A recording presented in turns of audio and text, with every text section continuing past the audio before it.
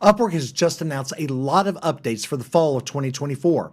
And to help you understand how these updates will impact your freelancing business, I have invited two experts on Upwork to join us.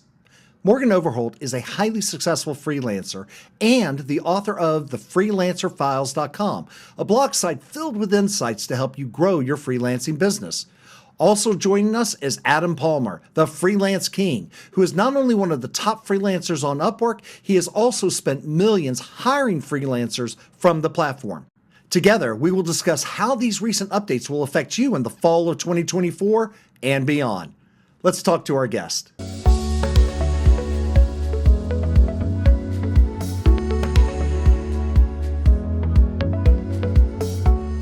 Morgan and Adam, thank you for joining us once again.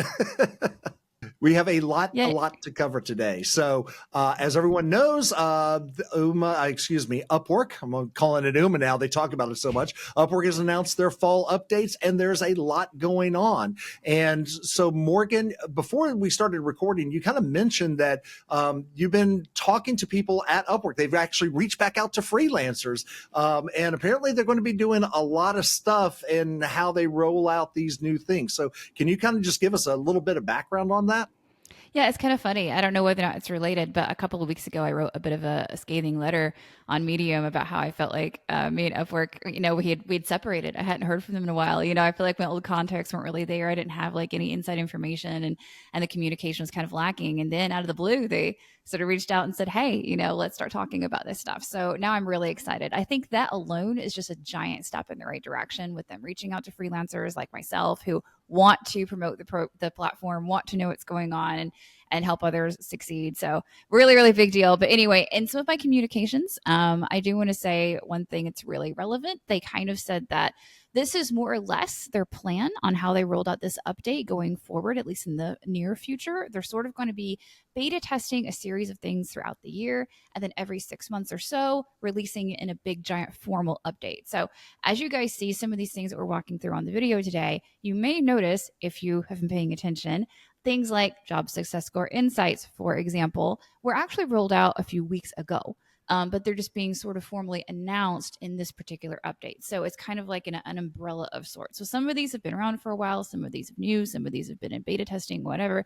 And as more or less what, from my understanding, we are to expect going forward. Sort of like a lot of beta testing. You might see things popping up here or there over the next course of the next few months. And then maybe another giant spring update or something like that, from my understanding.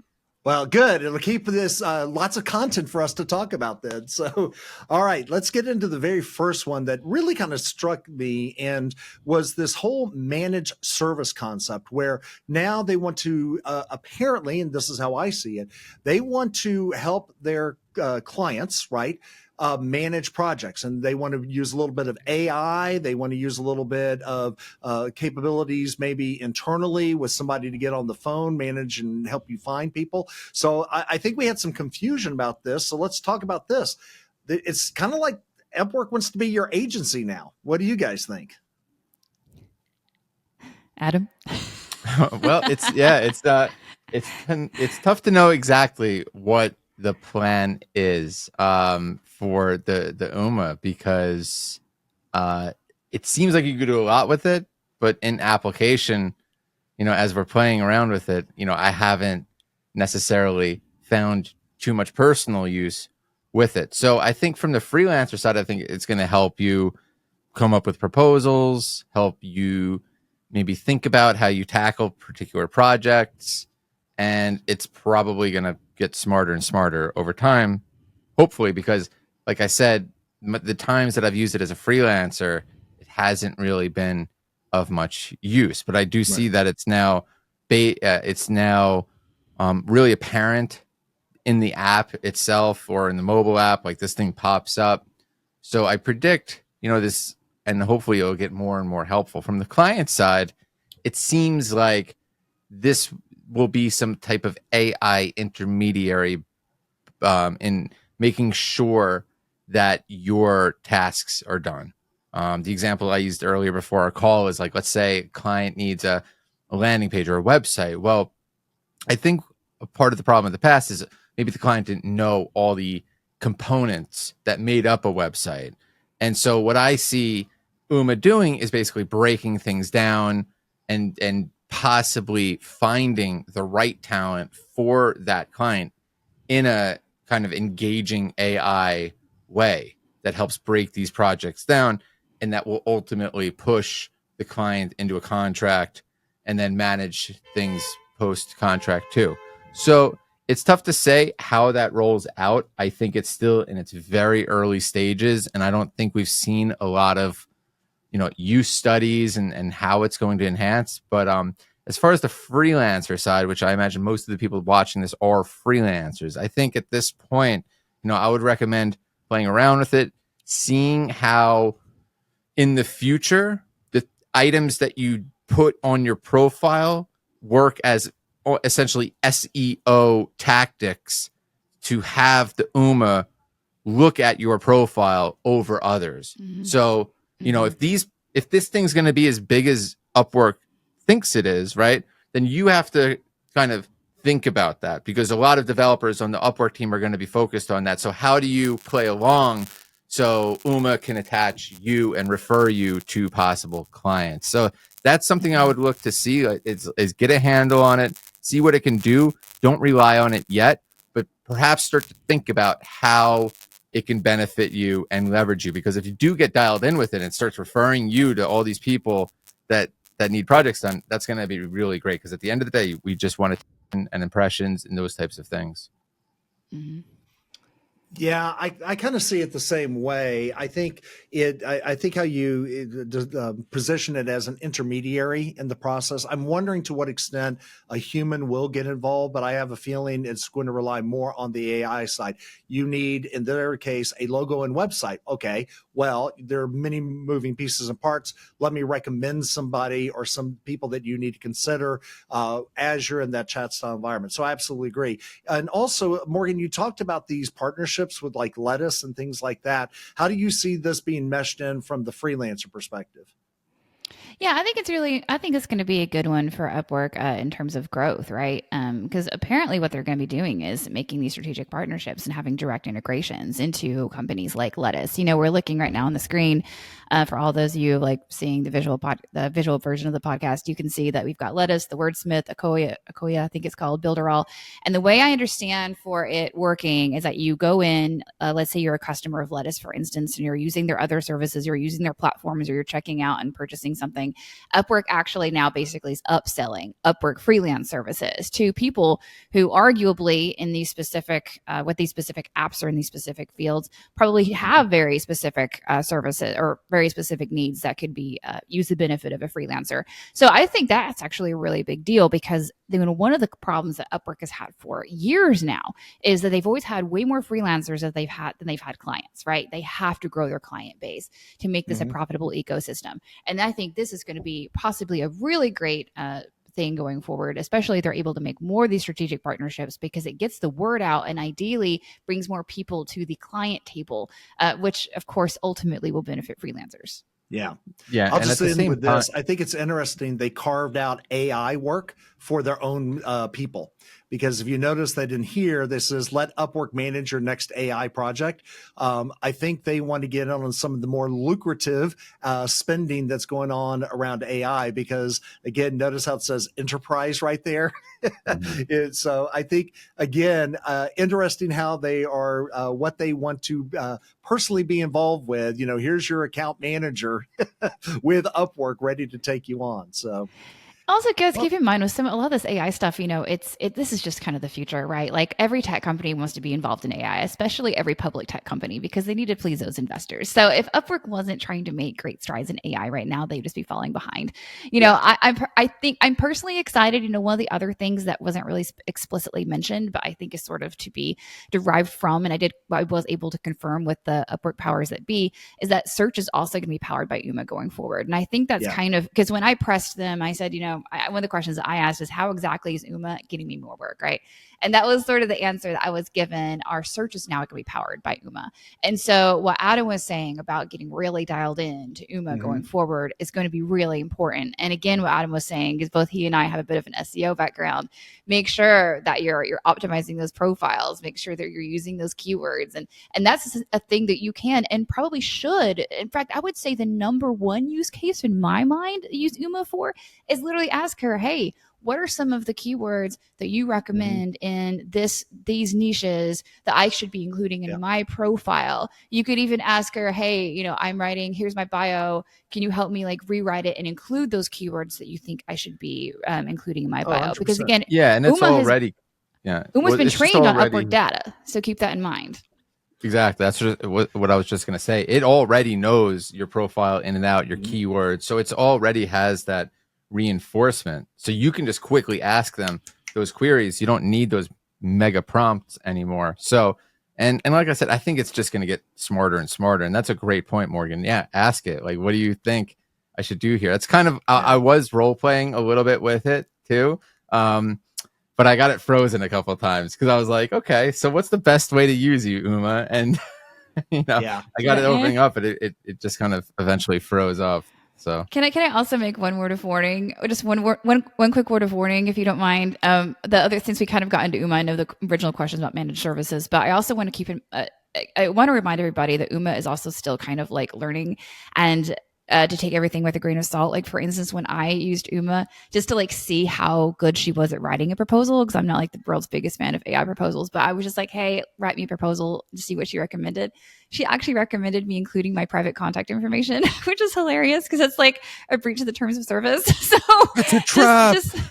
Yeah, it's a bit of a trap. It felt like, so just sort of keep that stuff in mind when you're using her. It's not like TOS has been thrown out the window here. Like still use your very human brain, okay, until she gets a little smarter. I wonder if you could use that though as like, hey, good Uma luck told me with to do that. this. Yeah, right. Yeah, right. Uma told me. Uma told me to. So let's just move on a little bit. They obviously have expanded up their offering platform, which, by the way, I highly recommend every freelancer take a look at this because they do have some significant discounts that they provide to people. I thought it was interesting that they're including more health insurance things like Guardian individual dental plans. So I think that's actually nice. So, I mean, just quickly going through it, if you were just starting out, this is a great place to get some, great discounts and, just make it easy for you. They put them all here and go pick the one you want and use the discount code and call it a day. So highly recommend going to their update page, especially if you're just starting out. Okay, moving on. Find experts for the products you use most, new partnerships with skilled freelancers, and great economic opportunities for graduates. This one really stood out to me because we've seen them over the past several months doing partnerships with Bubble, was a big announcement, with Webflow, saying, look, if you are looking for these specific products, we have people that we're going to recommend for you. Thoughts on this, guys? I think it goes back to what Morgan was saying earlier with those other third-party integrations and partnerships. I think now they're really dialed in with the bottom of their funnel. And if this thing is operable, they can really attach themselves to every SaaS company and be like, okay, your platform is great. Let's make sure your clients get the most use out of it. And here's some skilled, vetted people, and it just attaches, through API into every single SaaS platform. So I think this is, all these partnerships, I think we're going to see just massive expansion on it. I think it makes sense, especially if these partnerships are going to be getting a piece of the action, possibly. So, I'm excited to see it. I'm excited to see this integration. I think it's super smart. There's also no better training ground than freelance. I mean, like, internships are great and everything, but I mean, this is where people really learn like real skills, real employable skills, even if you don't pursue freelance as a full-time career. I mean, I think it's really smart reaching out to graduates. Yeah, I think what's going to be back to the point about optimizing your profile. One of our customers, Essay, which you may remember from the profile review, we made one tweak to her profile title where she was certified by Monday.com as a certified partner. By making that one tweak, she got a $1,600 paying job, like literally within 6 hours from that one tweak. Now, I bring that up because I do think, and we've all said this before numerous times, be specific, be, focused on one area. Don't say you're an expert web developer, say you're an expert in, this instance of WordPress or Webflow or whatever. So I think with these partnerships, what it really says is that in the technical skills, if you're really good at one of these things, don't go broad, go specific. If you know Bubble, your profile should be bubble this, bubble that, bubblicious. It's awesome, right? Or, if you're working with Smartsheet or Webflow, especially, don't try to boil the ocean. Be an expert in one thing and make that profile just stand out, and make those projects you do just build one after another. Webflow this, Webflow this, Webflow this. So in the respectfully SEO world, you kind of disagree. Yeah, I mean, like, I think if you limit yourself a little bit too much, you're just not going to have a pipeline.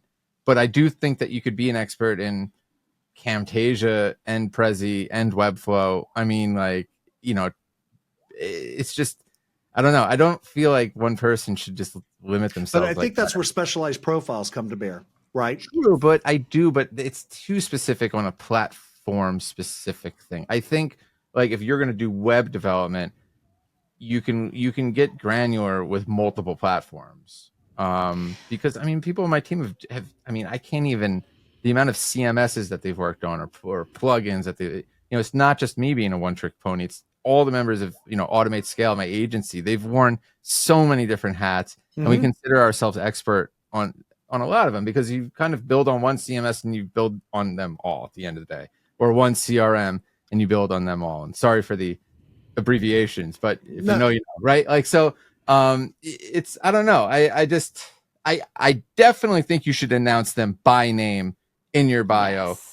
Plugins, get specific with plugins, get some specific with CMSs, CRMs, all of that. But should I say I'm going to do WordPress only? Well, WordPress is huge, but I'm going to just rely on Shopify and only Shopify and the Shopify guy. I mean, maybe, but I would be remiss to say that, like, you could do Shopify and big commerce or what's the one on WordPress?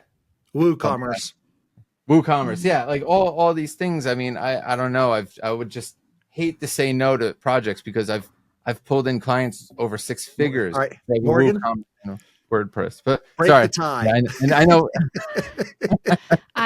I'm so short. I'm so sorry, Sean. I totally agree with Adam. So, Okay. Well, but again, it's now, it is what Adam just said is so crucial, because again, in my general bio, my general title, it is very just like, hey, graphic design, whatever. But like, also, like Sean said a few minutes ago, I get an amazing lift from updating my profile to include very specific key terms. Like, for instance, the other day, I went back through and I started renaming my portfolio items rather than just being like, oh, graphic design or whatever, or client name here, Instead, I was like, Amazon packaging for A+ products, like using keywords in my portfolio, and all of a sudden invites started going through the roof again. So like, I do think you need to be really specific, like elsewhere, but yeah, I do kind of have an umbrella as well. Yeah, but and to just go back on my point, I can appreciate that in some skill sets they can cover multiple tools, but I do think in the more highly technical, and I'll use WordPress as a specific example, there's a lot of quote unquote full stack developers that know PHP, Laravel, etc., and they throw WordPress in there. The challenge becomes is that WordPress specifically is highly nuanced now.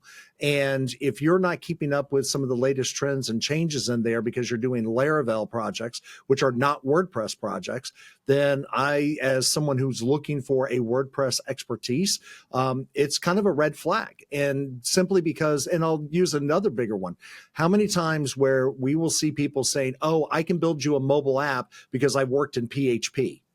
Well, you're not a full stack developer that knows mobile app unless you've done something like Swift or React Native, et cetera.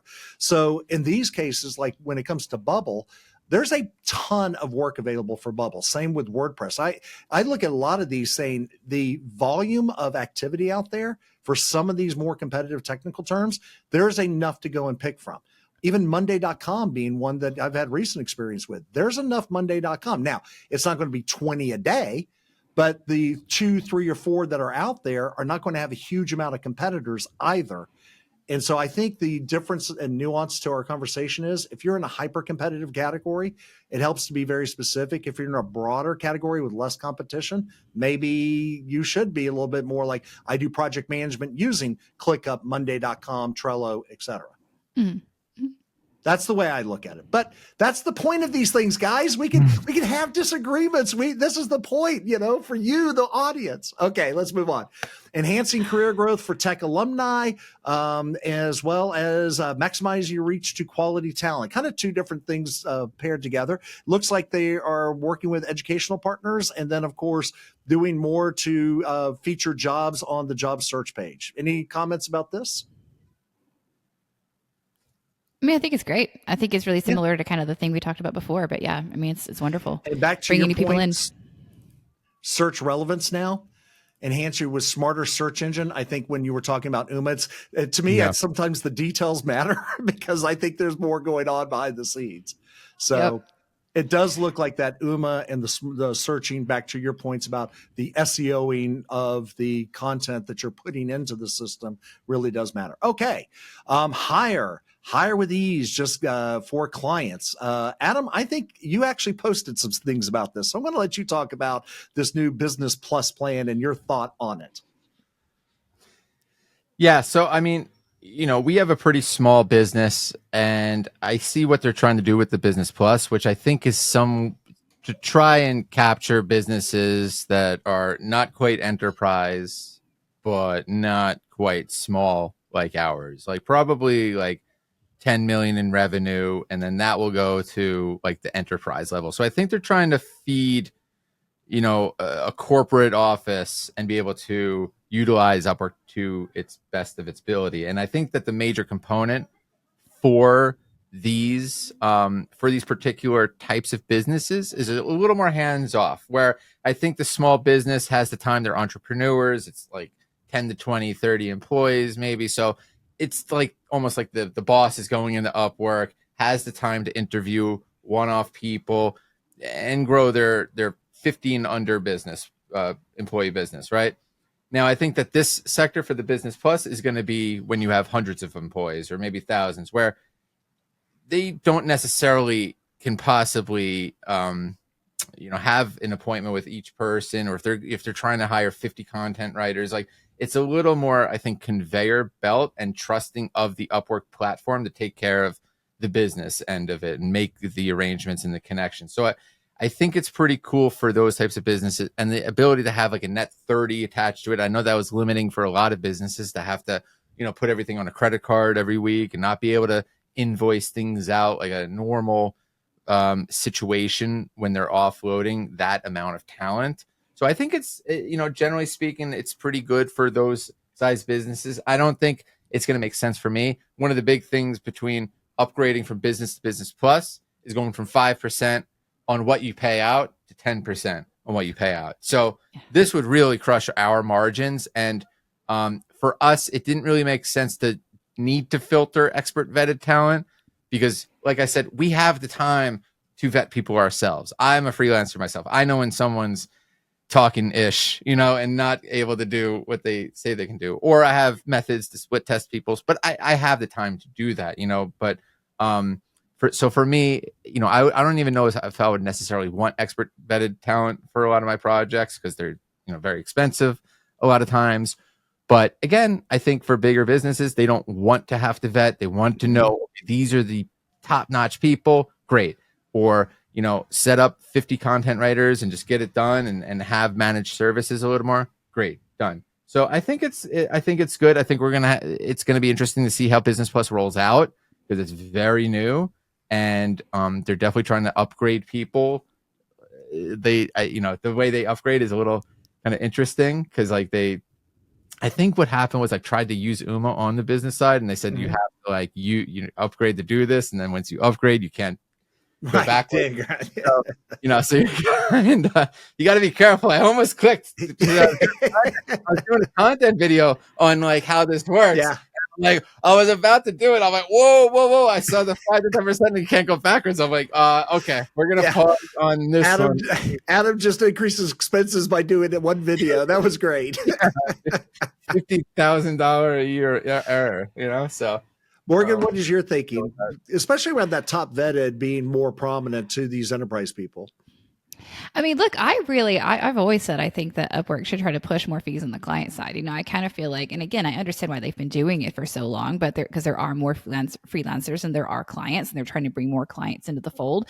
And, they don't want to scare all the lower level clients off. So I think it's really good that they're finally like, hey, all right, let's think about where our real money is in on this platform, and it's in those enterprise clients and those multi-million-dollar revenue businesses to whom an extra 5% is whatever pocket change to some of those guys, So Yeah. I do think that's a very smart move. I hope it works for them. Again, like on a personal level, I mean, I have such a small business that it makes me like, ugh.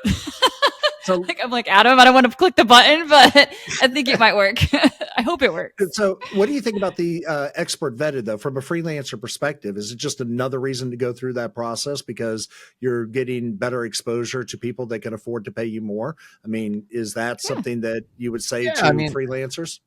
To be honest, the expert vetted has, to my knowledge, other than the ability to market to other people that I'm expert vetted, it's brought me no kind of enterprise thing, which that's what it was really promised for, because they were able to sift through those people. But I don't know if I'm a match for the enterprise world, but this will make, they were doing a bigger push to bring more people into expert vetted. So I think this is going to be a good thing by giving them more attention, and people are paying money to get even certified these days. I mean, I've been expert vetted for a couple of years now, and like I said, it hasn't really been a benefit to me personally. There's community groups too with expert vetted people, and that's kind of dried up. So it's nice to see some reinvigoration here, because hopefully it should be good for people, and for the Business Plus, I think it will be good again, because they don't want to waste time on vetting. They don't, it's not going to be a good relationship for them. Yeah. If they gotta vet, 80 different people applying for their jobs. It's a different beast. Yeah.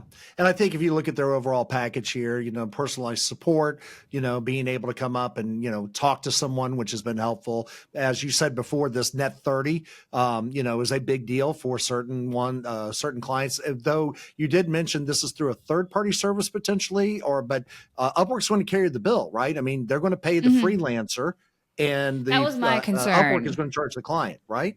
Yeah, that was my biggest concern. Yeah. Like when I first talked to them about this, I was like, hey, I'm not waiting for net 30 to get paid. And they were like, no, you don't have to worry about it. The freelancer will get paid on schedule. It'll either be Upwork or the third party service, or however that's set up on their end. It won't be us that's sitting there waiting 30 days. So y'all don't worry about that. That's just purely on the client I think side. It's through Klarma. Does that ring a bell? Maybe. Something like that. Yeah. I think they're partnering. So let's talk about the one on the right, though. Ask Uma to help you evaluate proposals and find the right fit. I think this will be good, yeah. What do you guys think about that? Back to our discussion about SEOing your profile, right? Which we're going to have to come up with a new term besides SEO, since it usually indicates Google, but SEOing, keyword and writing. Proposals and portfolios. Because you have to assume it's going to take all of that into consideration. Yes. So it's going to be a dynamic algorithm. And if you have a client account, you've posted a job and you have experience in doing that, that like 30, 40, 50 applicants will jump on, regardless of the connects they're blowing through. And it's overwhelming for clients, to see that, because it's really tough so to have some support there. I think this is really going to be great for some businesses to be able to elevate some, comprise people, suggest people, and it all goes back to making sure Uma likes you. That's right. You want to be on her good side. Their good side. Yeah, I think it's always a good advice during the AI apocalypse in every movie I've seen to make sure the robots like you. So yeah, I would. I mean, I've seen the Terminator. Make friends. Yeah. I what do you think of this compare thing though? Because I mean, from the way that we read it, it is both your profile, it is your proposal, and your job experience is going to be part of this recommendation engine for comparing people. So, how do you see that from the freelancer perspective, especially the newbies coming out? Because obviously, some of this is going to be biased to people that have lots of experience, right?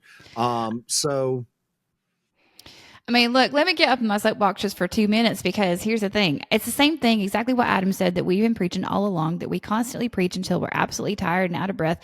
You've got to do everything on this platform. You've got to fill out your profile completely. You've got to make sure you're using those keywords. This is just like he said it so well. It's just a different brand name for it. It's just a slightly different way of doing it. If you're doing the bare minimum, it was not going to work for you. right. Even more important than it ever has been to make sure that you're doing as much as you possibly can do to be recognized on Upwork by both the humans and the robots now. All right. Moving on, the one section that I have lots of opinions about, but I'll go ahead and turn it over to you guys. It sounds like, yeah, Morgan, you went ahead and played with the UMA to help you create up a proposal, which I'd be curious. Again, you said that it asked for personal contact details, et cetera. I'm just curious, what was your impression overall? All right. So, if y'all know me, I'm not the world's biggest fan of AI proposals. All right. I realize the irony of that statement on this podcast, but so I'm sorry. All But voices are welcome, Morgan. I do think though that this could actually be quite helpful for new freelancers. Now, I mean, like for me personally, I'm probably not going to be using anyone to like write a proposal for me, but I could see a younger, fresh Morgan joining Upwork for the first time, trying to kind of figure it out, asking Uma, what are sort of the best practices? What more or less should these proposals look like? Because, I sometimes I try to think about like not just who I am today, but who I was when I first started. And I do think that a tool like this could be extremely helpful for somebody who is just starting out on Upwork and really just trying to kind of figure things out. But again, I also am concerned a little bit, that too many people will rely on it completely and not tweak it, not customize it, maybe not even input. Because at a bare minimum, guys, you should at least be inputting the job post into Uma and then like letting her, read through what the client is saying and then respond accordingly versus just sending out a bunch of generic proposals all the time. So I do hope it doesn't lead to like a bunch of spam because in my personal opinion, too many people are just spamming the proposal Sure. system, sending out super generic stuff right now. But I do think it could be extraordinarily helpful for new freelancers. And then the boosted profile, you excited that they're going to boost you in more places? Yes, in fact, apparently they're also beta testing different areas in Upwork. Right now, it's going to be appearing in the search as well as the invite screen. But Little Birdie told me they might even be beta testing the homepage. So, yeah, profile boosts might just be the way to go going forward. That is definitely something I'm going to be testing in the near future to see if it gives me any kind of a new lift. The more ad placements, the better, in my opinion. Oh, yeah. So given your reluctance about proposals, what do you think about clients generating projects up, Adam? I mean, I know both of you have issues with AI generated proposals to various degrees. And I loved how Morgan pointed out that for newbies out there, but now they are asking clients or giving clients opportunity to, use AI to write job descriptions. Thoughts? You can hear me? Yeah.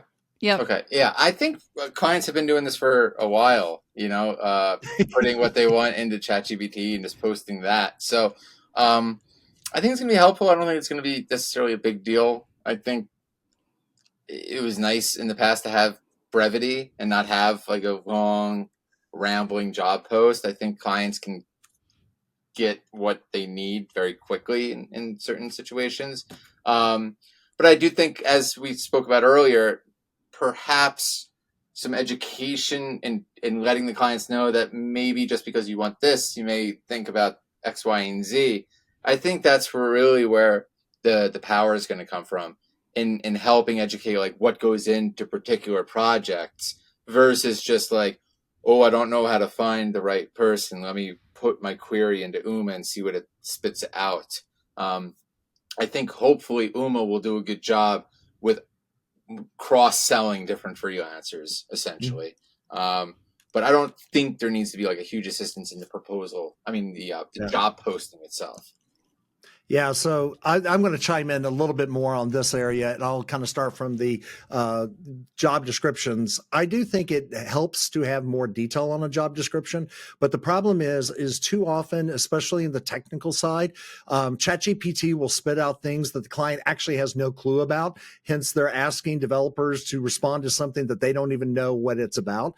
And so I think this has to be used very carefully, because I've seen them, and it's like the telltale sign of ChatGPT is when you start seeing asterisks, which is markdown for, for bold, or marked up for bold. I'm like, okay, that's a ChatGPT thing. So I look at it with, okay, they don't know what they want.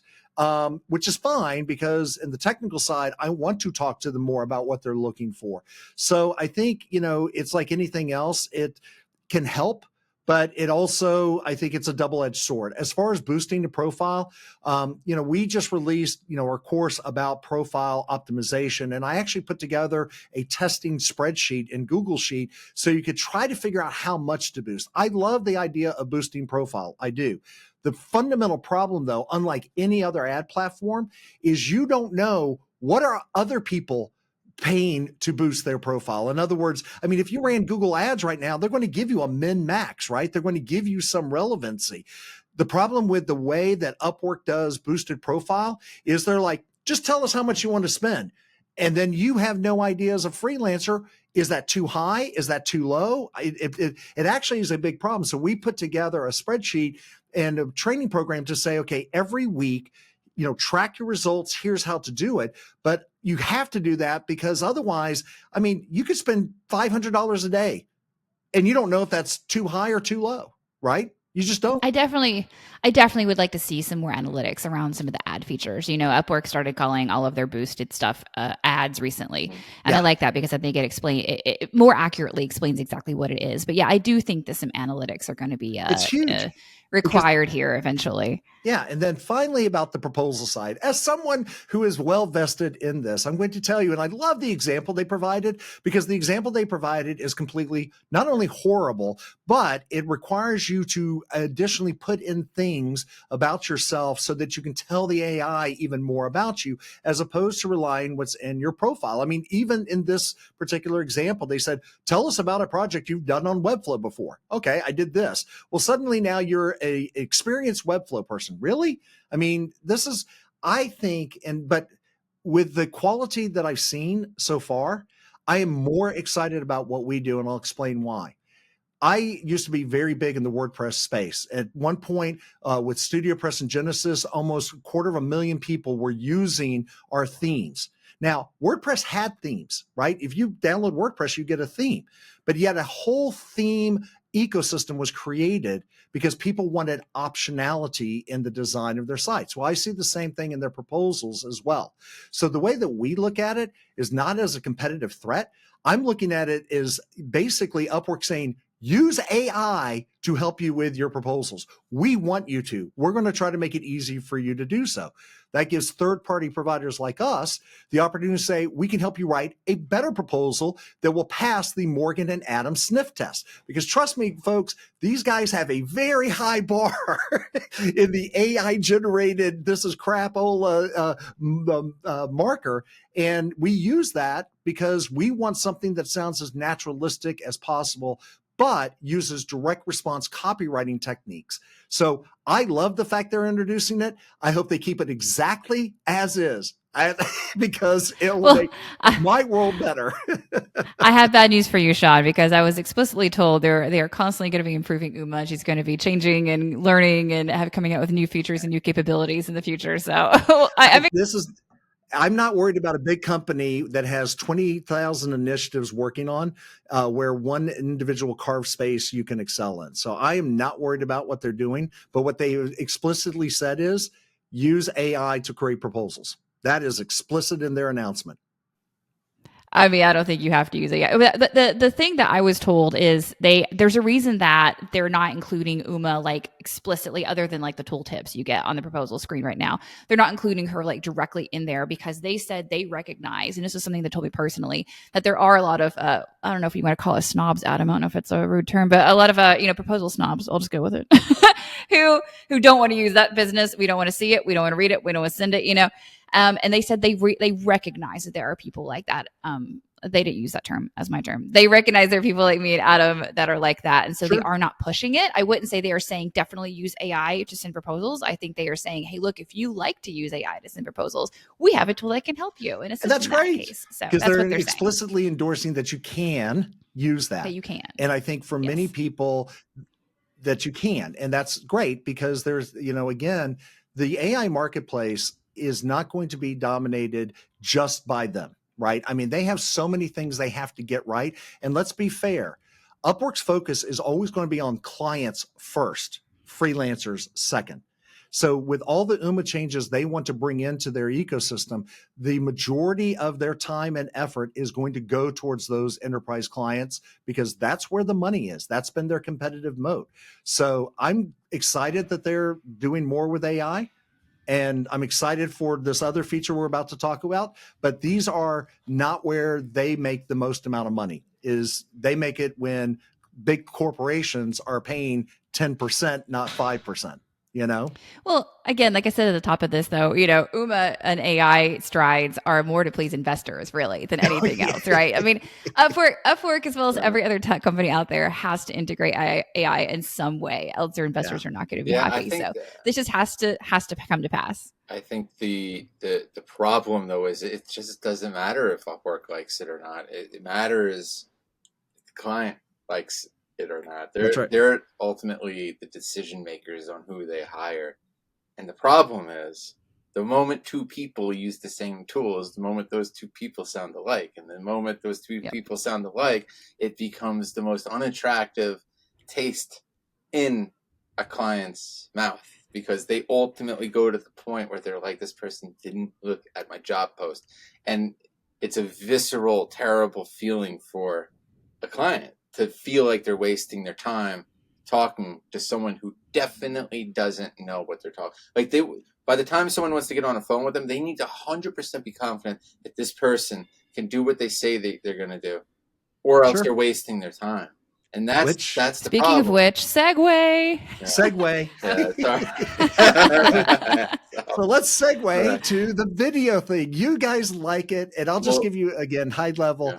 I think for people that are like us that feel comfortable getting on a recorded video together and chatting, this is like, yes, thank God, because otherwise we'd be using Loom for this. However, I think there's another side too. So what are your general perceptions of the video cover letter? Okay, so the only bad side is I'm not going to be able to like apply to as many jobs in my pajamas anymore. That's like the only downside. But other than that, I love it because anything to help me stand out from everybody else. I even posted a job like the day this came out just to like see whether or not I could, attract any video people to see what it looked like as a client. And I didn't see any, and I'm so excited to like see my first. So I'm curious to see if Adam has seen it yet, but I think it'll be a game changer because I don't think a lot of people are going to do it. Yeah, I'm waiting to have it rolled out. I can't do it yet on my proposals yet, and I haven't seen any. No. Can you? Can you send it? I can. I can send them now. Really? I can send them. Yeah. I gotta look. Last time I checked, on the client last side. time I checked, I couldn't, but I will report back on the client side too if I get any responses. But I'm overall excited for it. Something I've been preaching for a while. All those people that say connects are super expensive and this and that. Now you can get a lot more bang for your buck because this is one of the final frontiers of being able to be unique and individual is by producing the video. Yeah, sure, you got like these AI avatar creating, bots, but I think we can all kind of recognize, I mean, even if a bot broke down my project and talked to me, I'd be like, okay, this is pretty cool that the freelancer put this together. So, but this will be the delineating factor for a lot of projects, between if I had to go with person A, who I'm not sure about, versus person B, who wrote me who sent this video.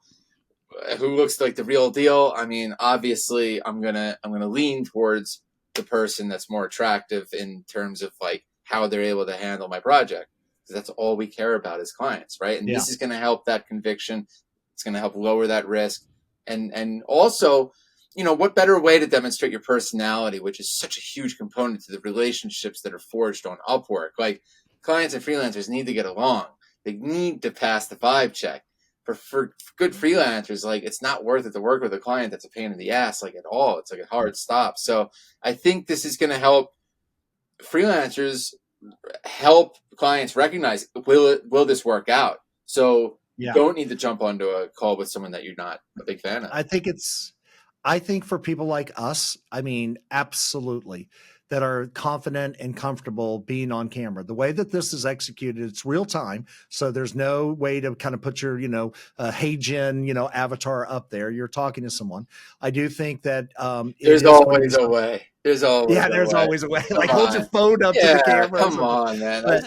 But I do think it will, for certain, I think to Adam's point, you made this, it is a tiebreaker in some respects, because I'll tell you how we handle, when we hire developers, we do want them on a Zoom call. And I will say we have a bias against people who will not get on a Zoom call, because I need to be able, we're going to be working very intimately on a lot of different highly technical things where there's a lot of give and take.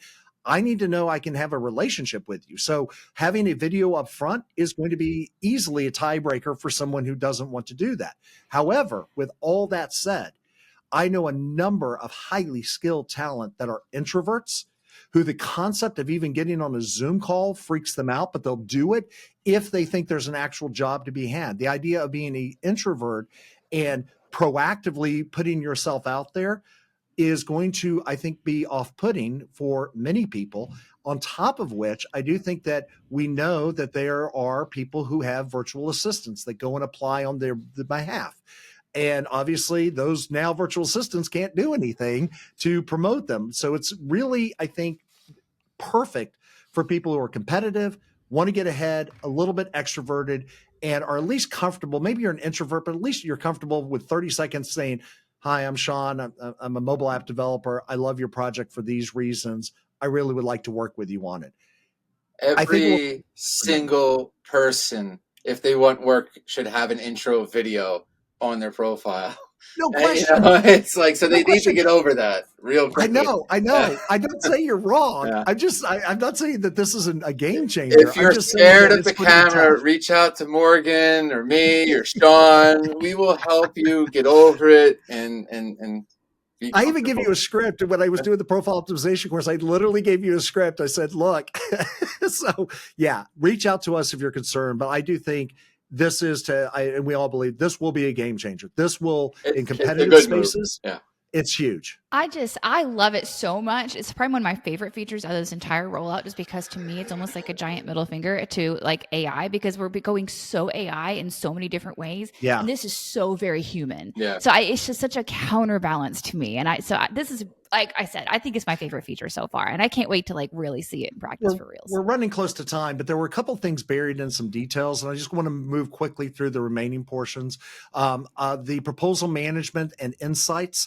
Again, I think this is going to be a huge feature. And I would, again, say really look at some of this, as well as the fact that you can edit a proposal after you send it. I think that's, again, that's been there for a while, but I do think it's, important. It's kind of funny. They bury some really interesting things in these little notes and then don't give it a big graphic image. Correct. Yeah. And especially about client profile and the preview messaging, again, more data, the better. I feel like it's finally appreciating that we need more stuff, both as clients and as well as, freelancers. All right. Collaborative. Boy, we've almost gone 2 screens without the word UMA appearing. Okay. Woo. I'm glad we're back into UMA land. One thing about UMA, guys, and this is the other thing that I see, you can buy a license to OpenAI for $20 a month, or you can pay Upwork $20 a month, and you kind of get the same damn system. So it kind of seems like they're saying, look, don't give that money to OpenAI, give it to us and we'll give you some more benefit. Do you kind of get that feel from them? It's much more catered to Upwork, right? So like Okay. if most of your usage of AI has to do with you on Upwork and earning more jobs and writing proposals, I would absolutely see just switching to Uma, because Uma without as much additional prompting, it's going to be specifically trained on best practices. You know, I was told, even though it won't like give you, you know, specific information about other people's profiles, it knows intrinsically who's really kicking butt on Upwork, and it can be like, hey, look, that's what these people are doing, more or less. And that's the kind of information it's going to give you that ChatGPT does not know. Yeah. ChatGPT has not been trained on Upwork's internal data. And so in some ways, this is like our first time ever actually having access to some of that Mhm. behind the scenes information in a roundabout way. Right. So yeah, I can see that, like, if you use ChatGPT for like a whole bunch of other stuff, yeah, you could probably just make do with ChatGPT. But if you find yourself primarily using ChatGPT for a lot of Upwork related tasks, I could absolutely see the Mhm. benefit of that too. And it's not like Uma's the only benefit of Freelancer Yeah. Plus. It's open to everybody now, right? Like now in a limited capacity. That's like the big news about this update, because Freelancer Plus has had Uma for a long time and they still have unlimited Uma. But now everyone has access to limited Uma, which is still really helpful. So you don't even have to pay for it to get it. But if you do, it's not like Uma is the only thing you get for $20. You also get all the other benefits of Freelancer Plus. Again, I've not been a consistent subscriber of Freelancer Plus. I toggle it on, I toggle it off, I play with it, I see what it is. You know, it's not been a whole thing for me, but I'm just saying. So like, to each their own on this on the premium Sure. model. Yeah, I've been All right. a Plus member for 8 years. There's just all these other ancillary benefits that I think, you know, pay back its ROI. And now with this Uma, it's All right, Adam, I want to talk about scheduling. Sure. Because if there's one thing about you, is I think you've had some strong opinions about scheduling, et cetera. Do you think this meets your criteria for scheduling? Yeah, I think, look, a couple of years ago, Upwork basically phased out their call feature, so you couldn't make phone calls, and they, you know, really made an effort to keep everything on the platform. It was a major catastrophe for a lot of freelancers that incorporated their own appointment setters and their own ways of communicating into their workflows. And it's been, you know, it was like the original RSS cancellation in terms of like Yeah. infighting, you know? So and for a long time we've been put in this situation where it's against terms of service to send people to an appointment page, but it's the only thing you can do on the mobile device. So it was really difficult to schedule people for these Zooms, and there wasn't a way to just call people like you used to be able to do, and it would ring on the other side. Because I thought that was great. Right. Someone could ring me, I could ring them, but you can't do it. And it was just like very, very difficult. And they would always ask, like on Twitter, like Upwork would always ask, like, what are some new features that you would want? And I would always be like, guys, just on the native app, be able to schedule calendar events. Like, come on. And finally, after like 2 years of me, you know, half kiddingly, like suggesting this every time, like, just stop being so complicated. Stop adapting. Like, just put a setting, like an appointment for your third party calendar. So we know when these appointments are coming, because it's a joke how often someone would miss an appointment Yeah. with people. And this solves it for the most part. I'm sure they're going to work out some kinks, but it's really nice to be able to go onto the app, be able to schedule an appointment with someone, and make sure both parties are getting these alerts. Yeah. Both I'm going to people- say their messaging, I mean, their ability to set appointments and doing Zoom, that's not AI, guys. That literally is just good user experience and a better way of making it more intuitive. Because I want to say that on the desktop side, I still don't find it to be an intuitive method of booking up appointments, of being able to have, you know, a seamless way like I would with a Calendly or a TidyCal or some of these other programs. It's just not as seamless. And that requires no AI. That just requires some good old-fashioned programming and user experience design. So, and then dark mode. Is anybody using dark mode? Of course. So I I literally just checked, and I'm not using dark mode. I- I you know- toggled it on and I toggled it back. All right, let's couldn't end on remember. this one because I know this is a big deal. It's been around, but job success score the magic has been revealed on how it is determined. So who would like to talk about JSS? I'll say I wrote about this when I actually first I think no, I think maybe somebody else noticed on Twitter. It might have been Adam actually, and then I wrote a whole article up on it but we were all excited because this is definitely one of those things that for a really long time, especially when people come to me, and I'm sure I've come to Adam over the years, and they're always like, "Well, what goes into the job success score?" We've always had to say, "Well, we think Yeah. X, Y, and Z," right? And for the most part, I would say that X, Y, and Z it did turn out to be accurate. Now we never knew exactly like the time frames or any of the rest of this stuff. But more or less, it's kind of what we thought. And now I feel like it really provides crystal clear direction what people should be doing. But most notably, and I didn't actually notice this until I talked to some of the people at Upwork the other day, the most noticeable change in job success scores now going forward, guys, they used to be recalculated every 2 weeks. Now they're calculated daily. So if something happens, you're going to see an impact to that job success score, either positive or negative, on a day-to-day basis, which is both good and bad, right? If something bad happens, you're going to see a sink immediately. But also, if something good happens, you have a quicker chance of being able to repair it. And personally, I like to have more power over those situations, right? I don't like to have to wait weeks to see the needle move. I want to have like that immediate gratification and feedback. So I think overall, it's a really huge plus, huge positive. Yeah. Thank you. Yes, claps for Upwork on that one. Yeah, absolutely agree. And I think at the end of the day, that was a very important feature, because I think to kind of end off on this, it's really about transparency, right? The fact is that freelancers, we don't have as much information as Upwork does about the client, right? They certainly, and they hide a lot from us. Where is our boosted profile really being boosted, right? And how much should I be spending? These are things that are very opaque that we would hope that they take time to improve on.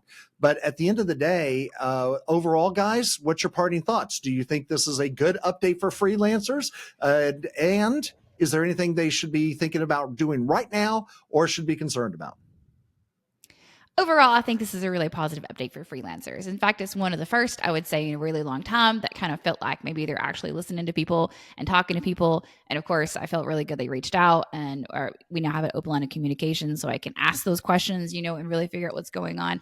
And again, I think that we expected some of the AI stuff to come. I've definitely sort of not always been the biggest fan of AI because I feel like it's overused as a crutch in too many instances, but I'm starting to get used to it in my life and starting to find a happy balance. And I think I'll be able to do the same with Upwork. So yeah, but overall, I think it's a really positive update. I'm pretty pleased. Adam? I agree. I think it's a breath of fresh air to see this type of transparency in what we've been doing, what's going on, what's the direction.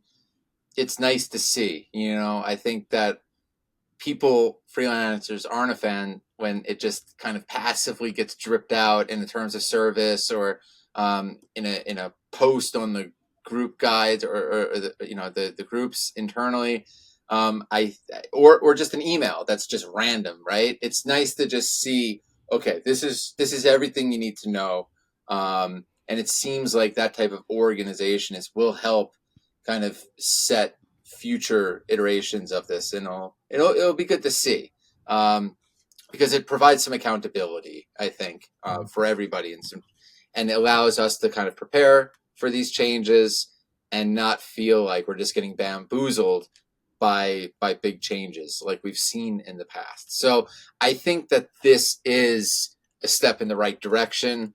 I feel like Upwork as a mass has dealt with some things this last month and some identity situations, and I like to see that they're taking that information and kind of doing something with it, because I feel like it's not been transparent as much as it should be, because we're freelancers, we're clients, some are mixed, and ultimately both parties are investing large portions of their livelihoods onto this platform. So as a sign of respect, it's important for this message and engagement to go back and forth, because people are literally dedicating their lives to it. Not just the people working at corporate, but the millions of freelancers, the millions of businesses that rely on the talent for their business to work, and the agencies. All of us, all our livelihoods are based on this. And it's time that we really kind of respect every type of person on this platform and make sure we can prepare for the future, and that we can rest assured that we're not going to be bamboozled. Although no mention of the green logo versus black and white logo controversy, though, I will say. That'll be for the next episode. Maybe that'll be in spring 2025. Guys, thank you so much for your time once again. Really, really appreciate it and look forward to doing this apparently 2 times a year now. So thank you again, guys. Let's do it more often. Thanks so much. I love it. Thank you for watching the video. And if you're not already subscribed, please go ahead and subscribe to our channel here. More importantly, if you found it useful, please share it with your friends. And one more thing, if you're looking for some great tools to help you succeed on Upwork, go check out Pouncer.ai. We think you'll like it.